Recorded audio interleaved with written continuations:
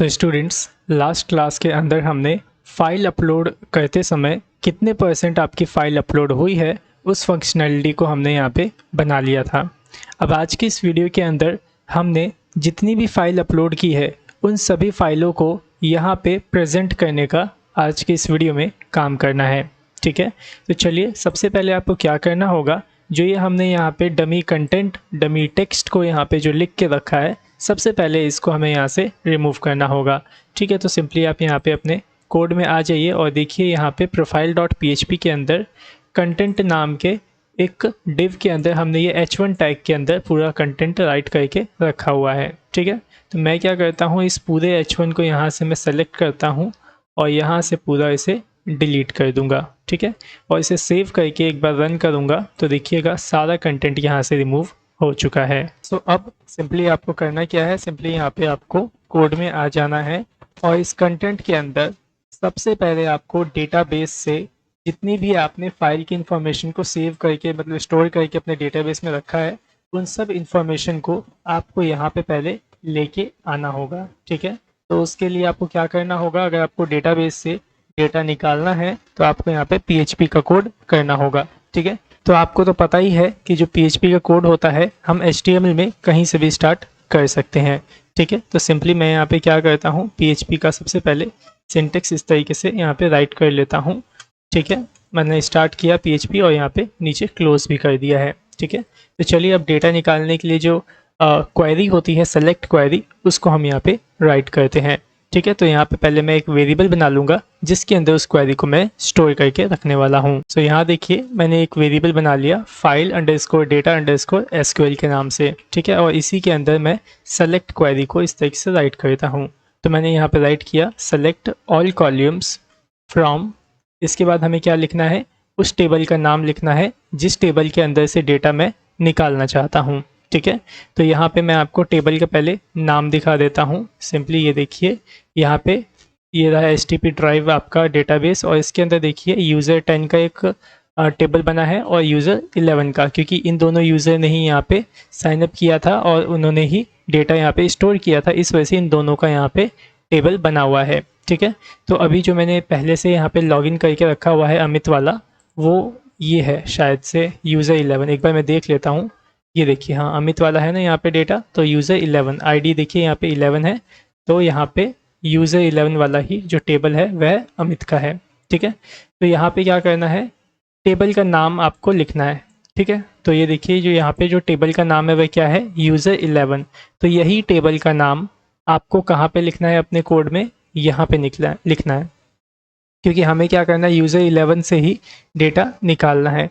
लेकिन by the way अगर user 10 ने लॉगिन किया तो भी तो यहाँ पे यूज़र 11 ही रह जाएगा, अगर आप यहाँ पे सिंपली कस्टम इस तरीके से अगर लिख देंगे यूज़र_11 तो। ठीक है, तो आपको क्या करना होगा, टेबल का नाम यहाँ पे डायनेमिक तरीके से लाना होगा। ठीक है, वो कैसे लाएंगे जरा उसको देखिए। सबसे ऊपर आ जाइए यहाँ पे और देखिए यहाँ पे आपने पहले से ही यूज़र्स टेबल के अंदर से कुछ डेटा निकाल के रखा हुआ है, जैसे कि यूज़र का फुल नेम, यूज़र का स्टोरेज, यूज़र ने कितना यूज्ड किया है स्टोरेज, वो सब आपने यहाँ पे निकाल के रखा हुआ है। ठीक है, तो मैं यहाँ पे क्या करूँगा, जिस यूज़र ने लॉगिन करके रखा हुआ है उसकी ID भी मैं यहाँ पे निकाल लूँगा, क्योंकि सिंपली जो यूज़र का टेबल यहाँ पे बना हुआ है वह उसकी ID से ही बना हुआ है। जैसे कि मैंने आपको दिखाया था ना, यूज़र्स टेबल के अंदर देखिए अमित की ID क्या है 11 और यहाँ पे टेबल का नाम क्या है यूज़र_11। तो यूज़र तो हम अपने आप ही लिख लेंगे, बस 10 11 इसी को तो चेंज करना है हमें, तो ये आपको यहाँ से मिल जाएगा ID अगर आप निकालेंगे तो। ठीक है, तो जैसे कि देखिए यहाँ पे निकला है ना fetch_asos से यूज़र डेटा एरे है। ठीक है, तो इसी एरे के अंदर से मैं ID निकाल देता हूँ। ठीक है, तो यहाँ पे मैं इसे राइट करता हूँ यूज़र डेटा और इसके अंदर मैं ID कॉलम को एक्सेस कर लूँगा। तो ये आपको क्या रिटर्न करके दे देगा, उस यूज़र की ID रिटर्न करके दे देगा जिस यूज़र ने अभी यहाँ पे लॉगिन करके रखा हुआ है। ठीक है, तो मैं यहाँ पे यूज़र_ID के नाम का एक वेरिएबल बना के इसके अंदर इसके स्टोर कर लूँगा। ठीक है, अब मेरे को क्या निकालना है, यहाँ पे टेबल का नाम। ठीक है, तो टेबल का नाम कैसे निकालोगे, निकलेगा क्या, मतलब आपको बनाना पड़ेगा यहाँ पे टेबल का नेम। तो मैं TF के नाम से वेरिएबल बनाता हूँ और यहाँ पे डबल कोट्स में लिखता हूँ यूज़र_। ठीक है, तो इतना तो हमने टेक्स्ट लिख लिया। इसके बाद क्या आएगा, यूज़र की ID आएगी। तो यहाँ पे कंकैटिनेट कर दीजिए किसको, जो यूज़र ID है इसको यहाँ पे कुछ इस तरीके से, ठीक है। तो यहाँ पे TF वाले वेरिएबल में क्या आ गया, आपका यूज़र का जो टेबल था वह आ गया है, ठीक है। तो डायनेमिक इसमें आया, अगर यूज़र 10 अगर लॉगिन करके रखेगा तो इसके अंदर यूज़र अपने आप यहाँ पे 10 आ जाएगा। अगर 11 वाले ने लॉगिन किया होगा तो यहाँ यूज़र आईडी में 11 आ जाएगा। तो इस वजह से क्या हुआ, हमें जो ये टेबल का नाम मिल गया वह डायनेमिक मिल गया, ठीक है। तो सिंपली मैं इसी को कॉपी कर लेता हूँ TF वेरिएबल को, और यहाँ पे नीचे जहाँ पे मैं डेटा निकाल रहा था सेलेक्ट ऑल कॉलम फ्रॉम, यहाँ पे लिख दूंगा TF को कुछ इस तरीके से। सो देखिए मैंने यहाँ पे लिख लिया TF, लेकिन यहाँ पे थोड़ा सा कलर वगैरह इसका चेंज नहीं हुआ, लग रहा है कुछ प्रॉब्लम है यहाँ पे। तो चलिए देखिए यहाँ पे ये प्रॉब्लम है, मैंने जो PHP का सिंटेक्स स्टार्ट किया है वो थोड़ा गलत कर दिया है। यहाँ पे मैंने क्वेश्चन मार्क नहीं लगाया था, ठीक है। तो देखिए मैंने लगा लिया PHP इस तरीके से स्टार्ट और इस तरीके से क्लोज। अब देखिए यहाँ पे TFP जो आया है वह एज ए वेरिएबल यहाँ पे ट्रीट हो रहा है, ठीक है। तो सिंपली ये हमने क्वेरी राइट कर ली है, ठीक है। अब इस क्वेरी को सिंपली आपको रन करवाना है, तो सिंपली DB वेरिएबल आपके पास पड़ा ही हुआ है, इसके अंदर से आपको क्वेरी जो मेथड है उसके अंदर अपने फाइल डेटा SQL वाले क्वेरी को रन करवाना है। सो देखिए मैंने यहाँ पे रन करवा लिया अपनी इस क्वेरी को क्वेरी मेथड के अंदर, ठीक है। तो अब ये आपको क्या रिटर्न करके देगा, एक रिस्पॉन्स रिटर्न करके देगा, जिसे कि मैं एक वेरिएबल के अंदर रख लेता हूँ। तो मैंने यहाँ पे फाइल अंडरस्कोर RES के नाम से, मतलब फाइल रिस्पॉन्स के नाम से यहाँ पे एक वेरिएबल बना लिया, और इसी के अंदर सारा जो ऑब्जेक्ट है, सारा जो एरे है वह डेटा इसके अंदर आ जाएगा, ठीक है। अब आपको इसके अंदर से फाइल रिस्पॉन्स के अंदर से fetch अंडरस्कोर एसोस मेथड का यूज़ करेंगे तो सारा डेटा जो है आपको मिल जाएगा, ठीक है।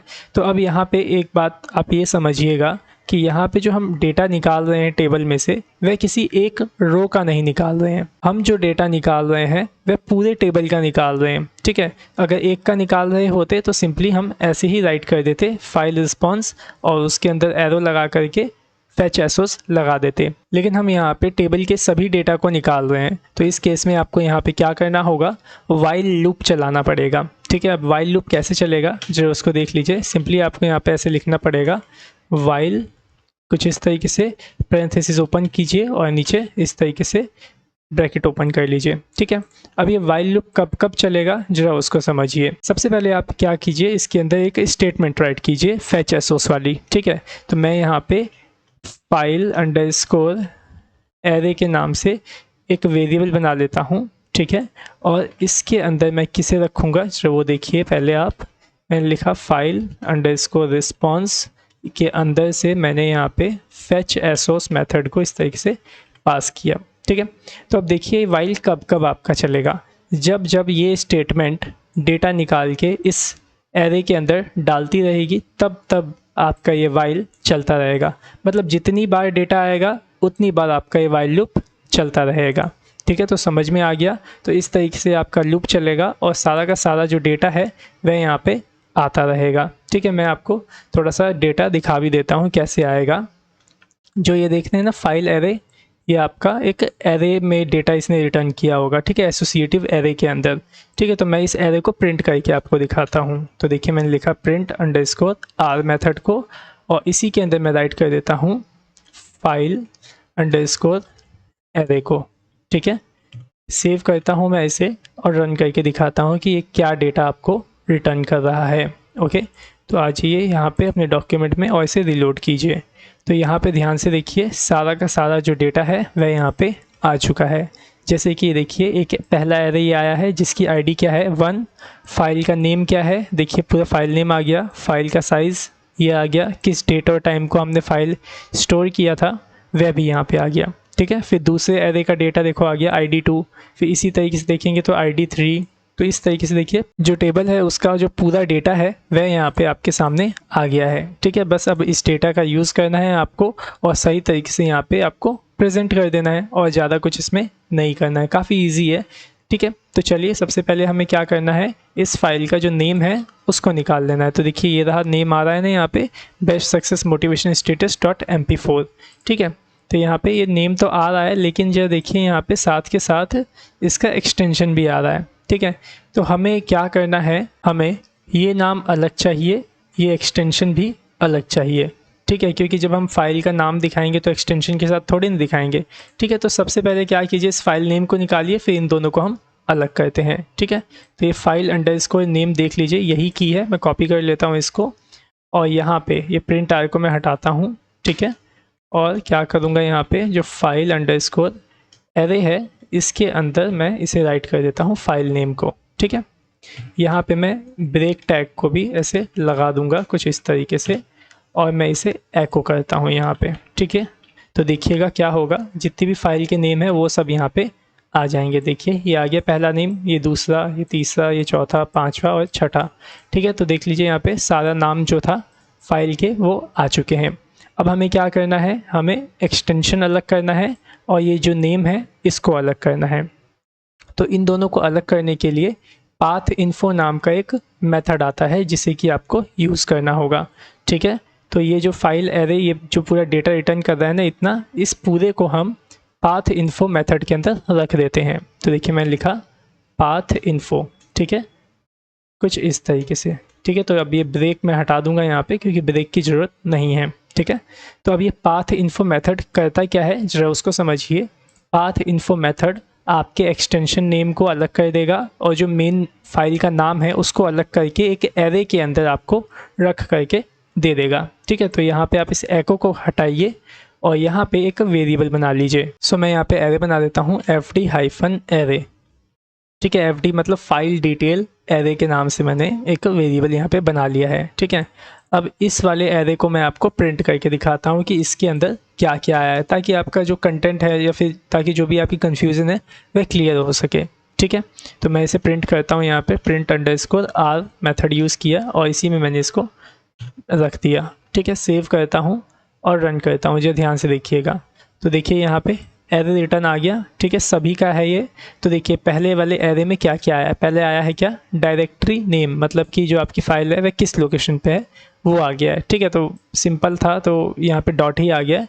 अगला जो देखिए यहाँ पे क्या है, बेस नेम। बेस नेम में क्या आया होगा आपका, ये जो पूरा का पूरा नेम है आपके फ़ाइल का वो आ गया है विद एक्सटेंशन के साथ में। ठीक है, तो देखिए ये रहा आपका फ़ाइल का नाम और ये इसका एक्सटेंशन। ठीक है, फिर देखिए क्या आया है, एक एक्सटेंशन नाम की जनरेट हुई है यहाँ पे और इस एक्सटेंशन के अंदर सिर्फ फाइल का एक्सटेंशन ही आया है। फिर उसके बाद देखिए एक फ़ाइल नेम नाम की आई है और इसके अंदर सिर्फ आपके फ़ाइल का नाम आया है, वो भी बिना एक्सटेंशन के साथ में।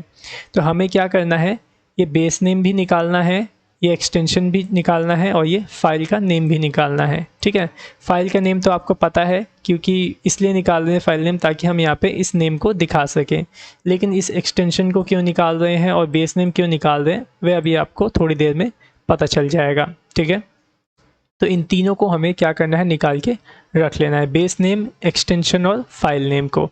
ठीक है, तो आ जाइए यहाँ पे कोड में 3 वेरिएबल बना लीजिए और उसके अंदर इन तीनों को रख लीजिए। ठीक है, तो पहले मैं फाइल अंडरस्कोर नेम के नाम से एक वेरिएबल बना देता हूँ। ठीक है, और ये fd जो एरे है इसके अंदर से जो आपका फाइल नेम था मैं उसको निकाल के रख लेता हूँ। ठीक है, फाइल नेम। ठीक है, फाइल नेम क्यों लिखा, क्योंकि देखिए यहाँ पे फाइल नेम के नाम से ही की मौजूद है। ठीक है, अब हमें क्या निकालना है, एक्सटेंशन निकालना है। ठीक है, तो इस एक्सटेंशन को भी मैं निकाल लूँगा यहाँ पे f-ext, मतलब फाइल एक्सटेंशन के नाम से मैंने वेरिएबल बना लिया और इस fd एरे के अंदर से मैं एक्सटेंशन को इस तरीके से निकाल लूँगा। ठीक है, इसके बाद क्या रह गया आपका बेस नेम। ठीक है, तो मैं बेस नेम के नाम से ही वेरिएबल बना लेता हूँ। ठीक है, याद रखिएगा बेस नेम में क्या आएगा, नेम विद एक्सटेंशन, मतलब नाम साथ में आएगा। ठीक है, एक्सटेंशन नेम के साथ में नाम आएगा। ठीक है, तो यहाँ पे fd मैंने चूज़ किया इस तरीके से एरे और यहाँ मैं लिख देता हूँ बेस नेम। ठीक है, तो यहाँ पे क्या हो गया, अब आपके पास फाइल का तीनों नाम आ गया एक तरीके से। ठीक है, यहाँ पे फाइल का आपका पूरा नाम बेस नेम के अंदर, यहाँ पे फाइल का एक्सटेंशन और यहाँ पे फाइल का सिंपल जो नेम है वह आ जाएगा। ठीक है, अब इस प्रिंट आर को आप हटा दीजिए क्योंकि आपको तो पता चल ही गया है कि इस fd एरे के अंदर क्या आया है और पाथ इन्फो ने किस तरीके से इनको अलग किया है। ठीक है, अब सिंपली करना क्या है, यहाँ पे जो देखिए आपने जो PHP का कोड स्टार्ट किया है वह कहाँ पे किया है, सिंपल एक कंटेंट है इसके अंदर। ठीक है, तो आपको यहाँ पे डिज़ाइन भी मेंटेन करते हुए चलना है रो कॉलम के अंदर। तो आपको क्या करना होगा, ठीक पीएचपी के ऊपर यहाँ पे एक रो बनानी पड़ेगी। ठीक है, तो आप यहाँ बना लीजिए div डॉट रो। ठीक है, कुछ इस तरीके से क्लास सेट कर लिया रो। ओके, यहाँ पे ये वाला जो div है इसे यहाँ से हटाइए और जहाँ आपने पीएचपी क्लोज किया है वहाँ पे इस तरीके से पेस्ट कर दीजिए। अब इस वाइल लूप के अंदर ही आपको क्या करना है, कॉलम बनाना है। रो तो आपने बना लिया, चलिए अब यहाँ पे कॉलम बनाते हैं। ठीक है, लेकिन यहाँ पे जो आप कॉलम बनाएंगे वह एको के अंदर बनाएंगे। क्यों? क्योंकि जो आप कोड कर रहे हैं अभी वो पीएचपी के अंदर कर रहे हैं। ठीक है, तो यहाँ पे सिंपली आपको इस तरीके से एको स्टार्ट करना है, सिंगल कोट्स यहाँ पे देना है और इसे एंटर करके नीचे ले आइए। ठीक है, और इसी के अंदर ही आपको यहाँ पे कॉलम बनाना है। ठीक है, तो मैं यहाँ पे पहले डिव को इस तरीके से स्टार्ट कर लेता हूँ, यहाँ पे इस तरीके से डिव क्लोज। इसके अंदर सिंपली मैं क्लास सेट कर लूँगा कॉल -md-4 के नाम से। ठीक है, अब इस कॉलम के अंदर आपको क्या करना है, एक डिव बना लेना है कुछ इस तरीके से। ठीक है, फिर इस डिव के अंदर ही आपको दो डिव फिर से बनाने हैं। जैसा मैं अभी आपको बता रहा हूँ वैसा यहाँ पे डिज़ाइन कीजिएगा। ठीक है, मैं आपको पता चल जाएगा फिर आपको बाद में कि कैसा मैं यहाँ पे डिज़ाइन बना रहा हूँ। ठीक है, तो एक डिव मैंने ये ओपन किया और एक डिव ये। ठीक है, तो यहाँ पे मैंने क्या किया, पहले एक कॉलम बनाया है, फिर उस कॉलम के अंदर एक डिव बनाया है, फिर इस डिव के अंदर दो डिव बनाए हैं। ठीक है, तो अब करना क्या है जरा वो समझिए। ये वाला जो डिव है इस डिव के अंदर हमें फ़ोटो सेट करनी है एक्चुअल में।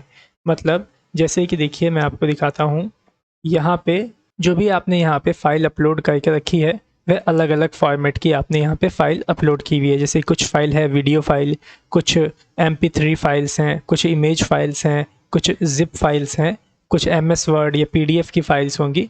तो इन सभी के लिए ना मैंने कुछ फ़ोटोज़ को यहाँ पे रखा हुआ है, जैसे कि मैं आपको दिखा देता हूँ। ये देखिए इमेजेस फ़ोल्डर देख रहे हैं यहाँ पे, और यहाँ पे देखिए मैंने zip.png फाइल में कुछ इस तरीके की फ़ोटो है, एक्सेल की कुछ इस तरीके की फ़ोटो, WMV फॉर्मेट की फ़ोटो कुछ इस तरीके से है, PPT की ऐसी है, PDF कुछ इस तरीके का, MP4, MP3। ठीक है, ये सारी मैंने यहाँ पे रख रखी है। देखिए डॉक मतलब माइक्रोसॉफ्ट वर्ड की अगर फाइल होगी तो इस तरीके का आइकन यहाँ पे दिखना चाहिए। ठीक है, तो यहाँ पे जो पहला वाला डिव देख रहे हैं इसी डिव के अंदर हम इन सभी आइकन्स को यहाँ पे प्रेजेंट करने वाले हैं। मतलब यहाँ पे हमें आपको चेक करना पड़ेगा कि किस फाइल का एक्सटेंशन क्या है और उसके अकॉर्डिंगली ही आपको इन पिक्चर्स को आपको प्रेजेंट करना है। ठीक है, अब वो कैसे करोगे ज़रा उसको देख लीजिए। ठीक है, तो यहाँ पे सिंपली इस डिव को यहाँ पे ऐसे ओपन कर लीजिए। ठीक है, और यहाँ पे आपको कंडीशन चलानी है। अब आप यहाँ पे कंडीशन कैसे चलाओगे ज़रा उसको समझिए। सबसे पहले देखिए जो आपका एको है यहाँ से स्टार्ट हो रहा है, कहाँ क्लोज़ हो रहा है, यहाँ पे। ठीक है, तो अब कंडीशन जो है वो आप एको के अंदर तो चलाओगे नहीं, तो इस वजह से आपको इस यहाँ तक ये वाला जो डिव देख रहे हैं यहाँ पे सिंगल कोट्स लगा के इसे ऐसे क्लोज़ कर लेना है। सिंगल कोट लगाया यहाँ पे और इसे टर्मिनेट कर दिया। ठीक है, और जो ये वाला डिव है यहाँ पे आप स्टार्ट कीजिए और इसके आगे आप लिख दीजिए एको। मतलब हमने यहाँ पे दो भाग में इस एको को कर दिया है। ठीक है, अब इसके बीच में यहाँ पे आप इफ़ कंडीशन लगा सकते हैं। अब कंडीशन क्या लगाएंगे जरा वो देख लीजिए, सिंपल है कुछ इस तरीके से। जो यहाँ देखिए मैंने राइट किया, इफ़ फाइल एक्सटेंशन अगर इक्वल्स टू हो किसके, MP4 के। मतलब अगर आपका फाइल का एक्सटेंशन MP4 के बराबर है तो क्या होना चाहिए, यहाँ पे एको होना चाहिए। क्या एको होगा यहाँ पे, इमेज का जो टैग है देखिए वो हमने इस तरीके से लिख दिया है। ठीक है, तो यहाँ देखिए मैंने लिखा इमेज, और सोर्स क्या है चलो देख लीजिए, इमेजेस फोल्डर के अंदर ये रहा इमेजेस फोल्डर देख रहे हैं यहाँ पे। और ये प्रोफाइल देखिए profile.php यहाँ है, तो प्रोफाइल के बाहर ही मतलब साथ में पड़ा इमेज, तो इस वजह से देखिए मैंने इमेजेस फोल्डर को यहाँ एक्सेस किया। उसके बाद जो mp4.png वाली मेरे पास फ़ोटो पड़ी है उसको मैंने एक्सेस किया। ठीक है, और इसमें आप एक क्लास लगा दीजिएगा थंब नाम से, ताकि हम इसका जो साइज़ है उसे मेंटेन करके रख सकें। ठीक है, तो इसी तरीके से आपको सभी के लिए कंडीशन लगानी पड़ेगी। जैसे कि मैंने इसके लिए लगा दिया MP4 के लिए, इसी तरीके से मेरे को MP3 के लिए भी लगाना पड़ेगा, PPT के लिए, PDF के लिए, सब के लिए लगाना पड़ेगा। तो चलिए सबसे पहले मैं इस कंडीशन को यहाँ पे लगा लेता हूँ। सो यहाँ देखिए स्टूडेंट्स, मैंने सभी के लिए यहाँ पे पूरी कंडीशन लगा ली है। मैं सब कुछ आपको एक एक करके समझा देता हूँ यहाँ पे।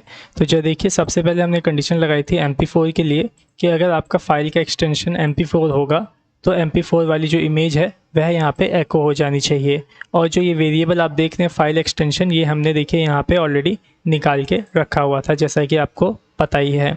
ठीक है, इसके बाद जैसे मैंने MP4 के साथ चेक किया वैसे ही मैंने एल्स इफ़ लगाया यहाँ पे, मतलब अगर ये कंडीशन सही नहीं होगी तो ये चेक होगी, अगर ये कंडीशन सही नहीं होगी तो इसके नीचे वाली चेक होगी। इस तरीके से एल्स इफ़ मैंने यहाँ पे यूज़ किया है।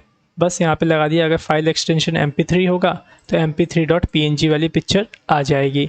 फिर चेक किया क्या एक्सटेंशन PDF है, अगर PDF है तो PDF वाली पिक्चर आ जाएगी। उसके बाद देखिए मैंने यहाँ पे चेक किया क्या फाइल का एक्सटेंशन docx है। docx क्या होता है? docx माइक्रोसॉफ्ट वर्ड 2010 का एक्सटेंशन नेम है। अगर आप माइक्रोसॉफ्ट वर्ड की फ़ाइल इसमें अपलोड करते हैं तो वो आपको doc.png वाली जो पिक्चर है वो यहाँ पे प्रेजेंट हो जाएगी। ठीक है, और यहाँ पे देखिए मैंने लॉजिकल ऑपरेटर दिया है और साथ में doc को भी चेक किया है, क्योंकि docx 2010 का एक्सटेंशन नेम है और जो .doc है ये 2007 का एक्सटेंशन नेम है, मतलब पुराने वर्जन का। लेकिन ये दोनों जो एक्सटेंशन है वो माइक्रोसॉफ्ट वर्ड के ही हैं। ठीक है, तो इन दोनों में से कोई सा भी अगर होगा तो doc.png वाली जो फ़ोटो है वही यहाँ पे प्रेजेंट होगी। ठीक है, इसी तरीके से मैंने एक्सेल के लिए भी चेक कर लिया है, ओल्ड वाले के लिए भी और न्यू वाले के लिए भी। इसी तरीके से PPT के लिए भी चेक कर लिया और उसी तरीके से मैंने देखिए ज़िप को भी चेक कर लिया। टेक्स्ट फाइल TXT फाइल जो होती है उसको भी यहाँ मैंने चेक किया है, अगर TXT फाइल है तो TXT PNG वाली जो फ़ोटो है वह आ जाएगी। ठीक है, और आप चिंता मत कीजिए, जो ये सारी फ़ोटोज़ हैं देख रहे हैं यहाँ पे, ये सारी फ़ोटोज़ मैं आपको यहाँ पे फ़ाइल के साथ देने वाला हूँ, तो आप भी इन्हीं फ़ोटोज़ का यूज़ कर सकते हैं। ठीक है, MOV क्या होता है? मूवी मतलब वीडियो का ही एक फॉर्मेट है MOV। ठीक है, तो MOV.png जो फ़ोटो है वो आ जाएगी अगर ये एक्सटेंशन नेम रहेगा तो। फिर उसके बाद देखिए क्या लिखा है, अगर WMV, ये एक वीडियो का फॉर्मेट है ये भी एक तरीके का, तो WMV.png वाली फ़ोटो है वो आ जाएगी। ठीक है, इसके बाद देखिए एक और मैंने यहाँ पे कंडीशन चेक किया है एल्स इफ़ लगा करके, और यहाँ पे मैंने क्या चेक किया है ज़रा उसको समझिए। मैंने चेक किया है कि क्या फाइल का एक्सटेंशन JPG है या JPEG है या PNG है या फिर GIF है या फिर WEB WebP है। ठीक है, मतलब अगर आपकी फ़ाइल का एक्सटेंशन नेम किसी भी फ़ोटो से मैच करता है, मतलब फ़ोटो वाला एक्सटेंशन नेम है अगर आपका, तो यहाँ पे क्या होना चाहिए, यहाँ पे वही फ़ोटो आपकी ओपन हो जानी चाहिए। ठीक है, तो देखिए मैंने यहाँ पे कैसे लिखा है फ़ोटो को। सिंपली मैंने यहाँ पे इमेज टैग लगाया, उसके बाद देखिए सोर्स में डेटा फोल्डर को मैंने एक्सेस किया। देखिए ये रहा profile.php और ये रहा आपका डेटा डॉट, ठीक है, डेटा वाला फोल्डर, सॉरी data.php कहता था मैं, डेटा फोल्डर। ठीक है, डेटा फोल्डर को एक्सेस किया। उसके बाद मैंने ये TF फोल्डर जो ऊपर बनाया था उसको मैंने एक्सेस किया, क्योंकि देखिए user_10 user_11 यहाँ पे ये फोल्डर का नाम है। ठीक है, तो इसी वजह से मैंने यहाँ पे इस वेरिएबल को एक्सेस कर लिया। अगर user10 होगा तो user10 का जो ये फोल्डर है ये ओपन हो जाएगा यहाँ पे। ठीक है, और इसके अंदर जो फाइल्स होंगी वो यहाँ पे एक्सेस हो जाएंगी बेस नेम के थ्रू। अब बेस नेम क्यों यहाँ पे लिखा? क्योंकि बेस नेम में फ़ाइल का नाम भी आ रहा था और साथ ही साथ इसका एक्सटेंशन नेम जो था वो भी आ रहा था। तो हमें अगर कोई फ़ाइल निकालनी होती है इमेज फाइल तो उसे एक्सटेंशन के साथ हमें लिखना पड़ता है, तो इसी वजह से मैंने यहाँ पे बेस नेम को लिख दिया, मतलब फ़ाइल के नेम को विद एक्सटेंशन के साथ में। तो यहाँ पे अब क्या होगा, अगर कोई भी फ़ोटो होगी तो वो फ़ोटो आपको यहाँ पे दिखाई देने लग जाएगी। ठीक है, तो मैंने कुछ इस तरीके से यहाँ पे पूरा कंडीशन यहाँ पे राइट कर लिया है। किस डिव में राइट किया था? ये पहले वाले डिव के अंदर। ठीक है ना, तो हमने क्या किया था पहले याद होगा, कॉलम वाला डिव बनाया, फिर एक और डिव बनाया, फिर उस डिव के अंदर दो डिव बनाए थे। तो ये पहला वाला डिव है जो कि यहाँ से शुरू है और यहाँ पे ख़त्म है। ठीक है, और ये जो डिव देख रहे हैं ये हमारा दूसरा वाला डिव है, और इस डिव के अंदर हमें क्या लिखना है, इस फाइल का नेम वगैरह हमें लिखना है। ठीक है, लेकिन उससे पहले जो ये आप थंब देख रहे हैं ना, थंब मैंने क्लास इसमें लगा रखा है, इसको आप क्या कीजिए, सेलेक्ट कर लीजिए कहाँ पे, स्टाइल में। ठीक है, क्योंकि हमें इसका विड्थ और हाइट सेट करना है। ठीक है, तो यहाँ पे मैंने इसे सेलेक्ट कर लिया थंब को कुछ इस तरीके से, और यहाँ पे मैं इसकी जो विड्थ है वो दे देता हूँ 75 पिक्सल, और हाइट भी मैं यहाँ पे इसमें पास कर दूँगा 75 पिक्सल की। ठीक है, सेव कर लीजिए और इसे रन करके टेस्ट कीजिए। तो देखिए मैं इसे रिलोड करता हूँ तो यहाँ पे देख लीजिए MP4 आ गया। MP4 यहाँ पे MP3 की फ़ाइल होगी तो MP3 की फ़ाइल यहाँ पे आ गई। और जो देखिए मैंने बोला था ना कि अगर कोई भी पिक्चर होगी तो वो पिक्चर का जो फ़ोटो है, मतलब पिक्चर है, वो यहाँ पे आ जाना चाहिए। तो देखिए ये पिक्चर भी यहाँ पे आ गई है, ठीक है। अब सिंपली इन फाइल का नेम हमें चाहिए, यहाँ पे लिखा होना चाहिए इसके आगे। तो वो कैसे होगा, सिंपली आ जाइए यहाँ नीचे, ठीक है। जो दूसरा वाला डिव हमने बनाया था ना, ये वाला, इसके अंदर आपको लिखना होगा, ठीक है। तो मैं यहाँ पे p टैग का ही यूज़ कर लेता हूँ कुछ इस तरीके से। और इसके अंदर आपको क्या लिखना होगा, फाइल नेम, ठीक है, जो आपने यहाँ पे निकाल के रखा है, ये वाला फाइल नेम, जो कि बिना एक्सटेंशन के साथ है, विदाउट एक्सटेंशन के साथ में, ठीक है। तो इसे कर लीजिए कॉपी और यहाँ पे राइट कर लीजिए। तो यहाँ पे आपको कंकैटिनेट करना पड़ेगा, ठीक है। तो यहाँ पे कुछ इस तरीके से आप कंकैटिनेट कर लीजिएगा इसको, ठीक है। तो देखिए यहाँ पे मैंने कंकैटिनेट कर लिया, सेव कर लीजिए इसे और रन करके चेक कीजिए नाम आया कि नहीं। तो देखिए नाम आ गया, नीचे नाम आया है, कोई बात नहीं, इसको हम यहाँ ऊपर भी ले आएंगे अभी। लेकिन उससे पहले यहाँ पे क्या कीजिए, इसके नीचे एक लाइन डालिए, ठीक है। तो लाइन कैसे डलेगी, आपको पता ही है, लाइन डालने के लिए HR टैग का यूज़ किया जाता है, ठीक है। तो मैंने यहाँ पे लाइन डाल ली। इसके बाद आपको यहाँ पे क्या करना है, 3 आइकन को यहाँ पे आपको इंसर्ट करना है। तो उन 3 आइकन के लिए आपको यहाँ पे पहले उसका एक बॉक्स बनाना पड़ेगा, कंटेनर कह लीजिए। तो मैं यहाँ पे सिंपली एक डिव ओपन कर लेता हूँ इस तरीके से, ठीक है। और इसी डिव के अंदर मैं तीनों आइकन को रखने वाला हूँ, ठीक है। सो यहाँ देखिए मैंने 3 आइकन यहाँ पे इंसर्ट कर लिए हैं। एक तो है फाफा-i वाला, ठीक है, दूसरा है डाउनलोड का और तीसरा है ट्रैश का। ट्रैश मतलब डिलीट वाला आइकन, ठीक है। इसे जरा सेव करिए और एक बार इसे रन करके टेस्ट कीजिए कि कैसे आइकन यहाँ पे आए हैं। तो यहाँ पे देखिए एक लाइन आ गई है और यहाँ पे 3 ये आइकन जो हैं, तीनों आइकन यहाँ पे आ चुके हैं। अब इस आइकन के बीच में आपको एक थोड़ा सा स्पेस देना होगा, ठीक है। अब स्पेस आप कैसे देंगे जरा उसको समझिए। सिंपली आप इसके अंदर डिस्प्ले फ्लेक्स का यूज़ कर लीजिए। तो यहाँ पे आइए और ये जो इनका मेन कंटेनर है ना, इसी के अंदर आप क्लास सेट कर लीजिए d-flex, ठीक है। और यहाँ पे दीजिए next class justify content around के नाम से। सेव कर लीजिए और इसे रन करके टेस्ट कीजिए। तो देखिए मैंने इसे रिलोड किया तो देखिए इन तीनों के बीच में इक्वल स्पेस यहाँ पे आ चुका है, ठीक है। तो आप सिंपली आपको करना क्या है, जो ये नाम है और जो ये आइकन्स हैं, ये दोनों आइकन्स मतलब ये दोनों कंटेंट आपके इस आइकन के सामने आने चाहिए, ठीक है। तो वो कैसे होगा, सिंपली आइए यहाँ पे और जो है देखिए यहाँ पे हमने ये मेन एक कंटेनर बना के रखा है, ठीक है। एक कॉलम के अंदर एक ये डिव है और इसी डिव के अंदर ये आइकन वाला डिव भी है और जिसमें हमने डेटा लिखा है, ये इसका नेम, फाइल का नेम लिखा है, ये वाला भी डेटा है। तो सिंपली आप क्या करिए, इस डिव के अंदर आप डिस्प्ले फ्लेक्स का यूज़ कर लीजिए। तो मैं यहाँ पे क्लास सेट कर देता हूँ d-flex, इतना करेंगे और सेव करके इसे रन करेंगे तो देखिएगा ये आपका यहाँ पे साइड में आ जाएगा, ठीक है। तो देख लिया आपने, साइड में आ गया, ठीक है। इसमें जरा आप क्या कीजिए, थोड़ा सा बॉर्डर पास करिए, ठीक है। तो मैं यहाँ पे इसी डिस्प्ले फ्लेक्स के बाद यहाँ पे पास करता हूँ बॉर्डर, जिससे मेरे को थोड़ा पता चल पाएगा कि जो मेरा ये फाइल आ रहा है कितनी साइज़ में आया है, ठीक है। तो देखिए यहाँ पे आई थिंक आपको बॉर्डर दिख रहा होगा, ये देख लीजिए यहाँ तक ये बॉर्डर आ गया, ये बॉर्डर आ गया, ठीक है।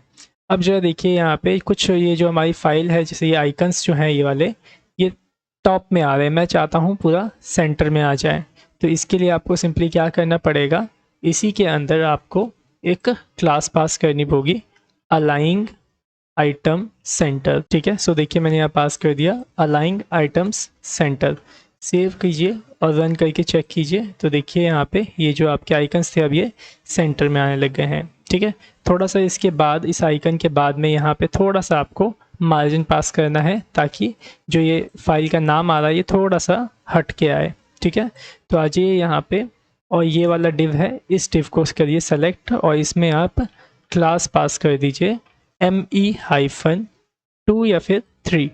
तो मैं पहले 3 पास करके सेव करके रन करके देखता हूँ। तो देखिए यहाँ पे आ गया इतना स्पेस, ठीक है, इतना स्पेस तो कोई प्रॉब्लम नहीं है। अब एक काम कीजिए, जो ये बॉक्स है इस बॉक्स के अंदर थोड़ा सा पैडिंग पास कर दीजिए। तो ये रहा बॉक्स जिसमें हमने बॉर्डर लगाया था, तो इसमें मैं पैडिंग पास कर देता हूँ 2 की, ठीक है, P-2।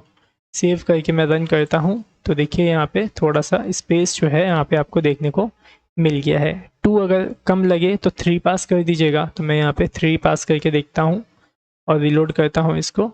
तो 3 ठीक है, यहाँ पे 3 में कोई प्रॉब्लम नहीं है। अब आपको क्या करना है, यहाँ पे थोड़ा-सा यहाँ पे आपको मार्जिन देना पड़ेगा, बॉटम मार्जिन बॉटम आपको पास करना पड़ेगा, क्योंकि देखिए यहाँ पे चिपका हुआ है, ठीक है। और इसके अंदर पहले से क्यों आ रहा है, पहले से यहाँ पे स्पेस, क्योंकि ये वाली जो फाइल है ये बड़ी है, इसी वजह से ऐसा हो रहा है, ठीक है। तो आप क्या कीजिए, सबके अंदर मार्जिन बॉटम पास कर दीजिए। तो मैंने यहाँ पे मार्जिन बॉटम हाइफन 3 पास कर दिया, मतलब मैं मार्जिन बॉटम पास कर रहा हूँ यहाँ पे 3 का। सेव करके रन कीजिए। तो देखिए यहाँ पे अभी इसमें भी सेम स्पेस आ गया, ठीक है। थोड़ा सा ऊपर नीचे रहेगा, कोई प्रॉब्लम नहीं है उससे, बस यहाँ पे ये सही से आ गया है।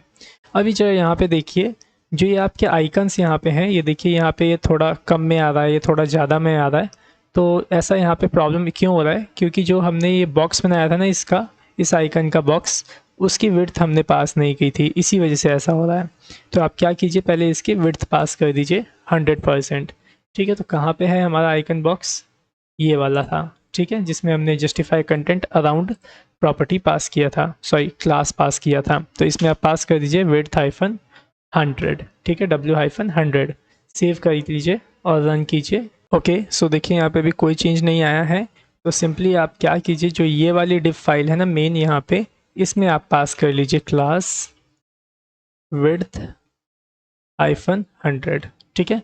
क्योंकि ये वाला जो डिव है ये भी तो इसके अंदर बंद है, अगर इसकी विड्थ ही 100 नहीं होगी तो ये कैसे 100 होगा, ठीक है ना। तो अब आप इसे सेव कर लीजिए और इसे रन कीजिए, ठीक है। तो अब देखिए यहाँ पे पूरी विड्थ आ गई है और सारे के सारे जो आइकन्स है वो सही तरीके से यहाँ पे आपको दिखाई दे रहे होंगे, ठीक है। अब यहाँ पे जो 3 बटन बनाए हैं, 3 आइकन लगाए हैं, वो किस किस चीज़ के लिए लगाए हैं जो है उसको समझ लीजिए। ये पहला जो आइकन देखने प्रीव्यू के लिए है, अगर आप देखना चाहते हैं ये फाइल को तो इस पर क्लिक करेंगे तो ये प्ले हो जाएगी फाइल, इस पर क्लिक करेंगे तो ये प्ले हो जाएगा, इसको क्लिक करेंगे तो ये ओपन हो जाएगा, इसके लिए इसे बनाया गया है, ठीक है। तो चलिए इस पर काम करते हैं पहले। तो आपको क्या करना है, ये आई वाला बटन है, इसको आपको पहले एंकर टैग से इस तरीके से लॉक कर लेना है, ठीक है। देखिए एंकर टैग मैंने यहाँ पे ओपन किया और यहाँ पे मैंने एंकर टैग को ऐसे क्लोज कर लिया, ठीक है। इसके बाद इसके अंदर आपको href लगाना है। href के अंदर क्या पास करना है, आपको इस फाइल का जो मेन लोकेशन है वो देना है, ठीक है। अब लोकेशन कैसे निकालोगे, जैसे हमने यहाँ पे इस इमेज का लोकेशन निकाला था ना, उसी तरीके से यहाँ पे भी हमें फाइल का लोकेशन निकालना होगा। तो देखिए जो सारी की सारी फाइलें हैं कहाँ पे है, डेटा नाम के फोल्डर में। तो सबसे पहले लिखिए यहाँ पे डेटा को, ठीक है। उसके बाद आपको क्या एक्सेस करना होगा, फोल्डर का नाम, ठीक है। ये जैसे यूज़र 10 यूज़र 11, तो वो किस वेरिएबल में जा रहा है आपका, ये TF नाम का वेरिएबल देख रहे हैं, इसके अंदर जा रहा है। तो यही वेरिएबल आपको यहाँ पे भी लिखना होगा। तो सबसे पहले आपको इसे कंकैटिनेट करना होगा इस वेरिएबल को लिखने के लिए। तो यहाँ पे आप क्या कीजिए, पहले सिंगल कोट्स से यहाँ पे कंकैटिनेट कर दीजिए इस तरीके से, कुछ ऐसे, ठीक है। तो देख लीजिए यहाँ पे मैंने इसे कंकैटिनेट कर लिया, मतलब यहाँ से ये शुरू हुआ और यहाँ पे मैंने बंद कर दिया, फिर इसे कंकैटिनेट कर दिया, फिर से मैंने यहाँ से शुरू किया और नीचे यहाँ पे बंद कर दिया। तो इस तरीके से कंकैटिनेट हो गया आपका। डेटा के आगे यहाँ पे आप ऐसे स्लैश दे दीजिएगा, क्योंकि डेटा फोल्डर के अंदर आपका जो भी फोल्डर होगा वो यहाँ पे आ जाएगा। इसके बाद यहाँ पे फिर से स्लैश दीजिए, ठीक है। और आपको यहाँ पे जो फाइल का नाम है वो देना है। तो फाइल का नेम कहाँ पे है, बेस नेम नाम के वेरिएबल के अंदर, ठीक है। तो वो वेरिएबल का नाम भी आपको यहाँ पे कंकैटिनेट करना होगा। कैसे करेंगे कंकैटिनेट, जो उसको देखिए, सिंपली आपको क्या करना है, यहाँ पे ऐसे स्लैश देना है और यहाँ पे आपको इस तरीके से सिंगल कोट यहाँ पे देना है, फिर डॉट देना है और बेस नेम इस तरीके से आपको डाल देना है, कुछ इस तरीके से। तो देखिए यहाँ पे मैंने फोल्डर के नेम को भी कंकैटिनेट कर दिया और यहाँ पे जो आपके फाइल का नेम था उसको भी मैंने यहाँ पे कंकैटिनेट कर दिया है, ठीक है।